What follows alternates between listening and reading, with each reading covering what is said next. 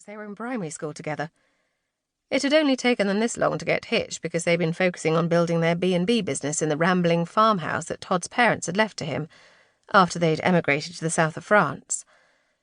Apparently, it was the family tradition to pass on the farm whilst still living, in order to give the next generation a head start in whatever they chose to pursue.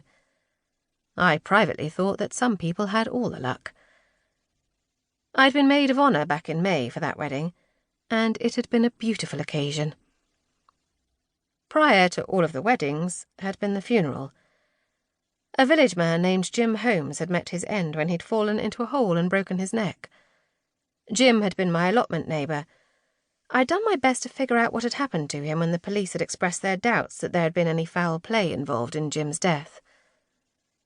The biggest surprise of all had come when I'd been told he'd left me his house, and a chunk of money to go with it. Prior to that, I'd been pursuing my flower business on the village allotments the best I could with the limited space available. Jim's surprise request had included the fields surrounding a house in a hamlet, just outside Merrifield village. It was the perfect place to start a cut flower business, and Jim Holmes had known it, although I was certain he hadn't imagined he'd be passing it along quite so soon. All the same, I said a silent prayer of thanks to my unlikely benefactor every day. I looked at myself in the age-spotted full-length mirror and tried to smile. My pointed chin and high cheekbones somehow seemed to sneer that I wasn't fooling anyone. I relaxed my face again, back to its usual no-nonsense expression.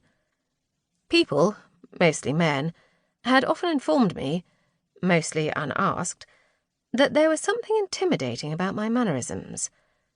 I silently agreed with them and had always been grateful for the fact that I was not someone who looked approachable. As far as looks went, I was happy with my shoulder-length hair with its gentle wave at the bottom. My only vanity was that I tinted it red. Beyond that, I usually let what I saw in the mirror be. I had blue eyes, fairly dark eyebrows, a narrow, straight nose, and lips that didn't need rouge to tint that fashionable shade of pink. I certainly wasn't envious of my best friend Heather, who was beautiful in a fair English rose kind of way, but whose open face meant she got all kinds of attention, both good and bad. I was happiest left alone. "I wish you were invited," I muttered to the hairy brown dog lying on the bed behind me. He lifted a fuzzy ear when I addressed him, but then lowered it again, giving me a tired snort as his response. Diggory was about as enthusiastic about this particular wedding as I was.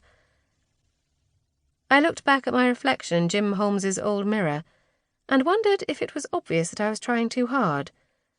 I'd broken my minimal makeup-only rule and gone to town on my face. My skin was already a lot more tan than its usual milk white, courtesy of my recent indoor-to-outdoor lifestyle change.